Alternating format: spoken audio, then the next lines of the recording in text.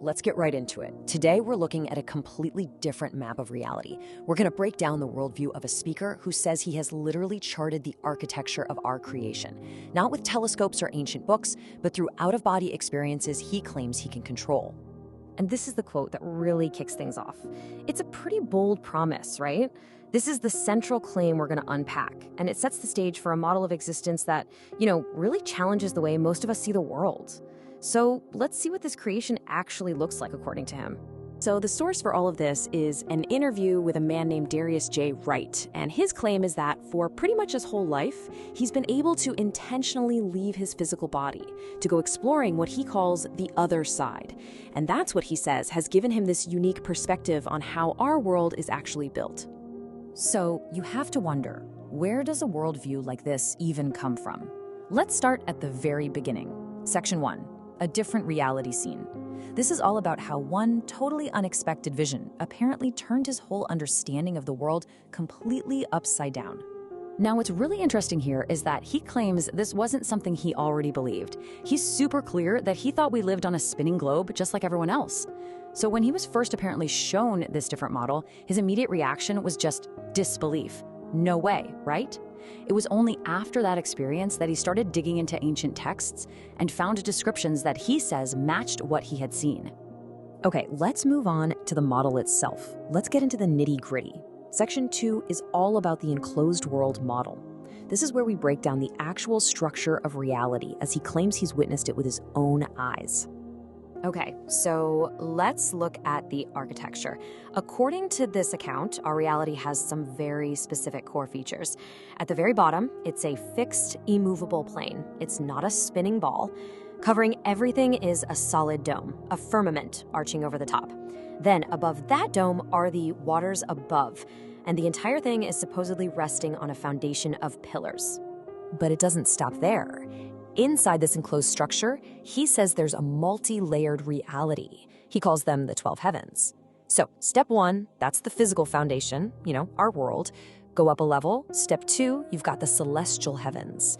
And then step 3, you have the higher heavens, numbered 3 all the way up to 12. And yeah, as you see in step 4, these higher levels are supposedly populated with different kinds of beings, like angels and seraphim.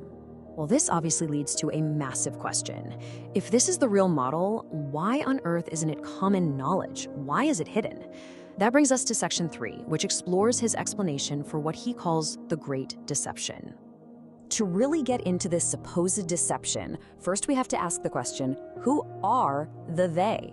This is the term the speaker uses for the groups he claims are actively keeping this version of reality a secret from all of us. And whoa, just look at the scope of this. He's not talking about some small secret club.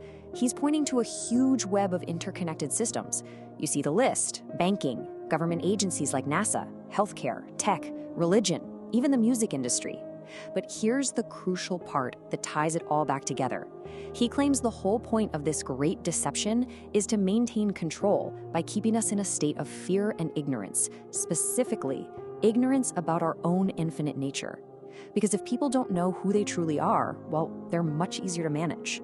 Okay, so that's the external model of the world. Now let's shift our focus inward. Section 4, the soul, time, and love.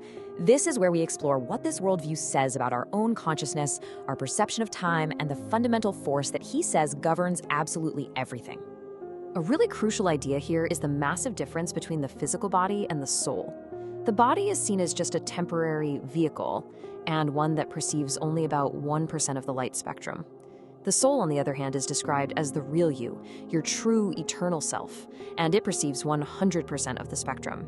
He even says it's more solid and more real than our physical experience. So how does time work in all this? He uses a great analogy, a deck of cards. Here, in our physical reality, we experience time linearly. It's like we're flipping through the deck, one card at a time. But on the other side, you see the entire deck at once. Past, present, and future are all just there, happening and visible at the same time. So what's the whole point of sharing all this information? That takes us to our final section. Section 5, a mission to awaken. This is about the speaker's stated mission, a purpose that he refers to as the great work. So what exactly is the great work? Well, simply put, it's the act of waking people up to their eternal, infinite nature. And the purpose here isn't just about knowing something cool. The stated goal is that by truly grasping this, all fear, especially that deep primal fear of death, is completely wiped out. It's about a fundamental shift in consciousness. This quote really just nails the whole mission.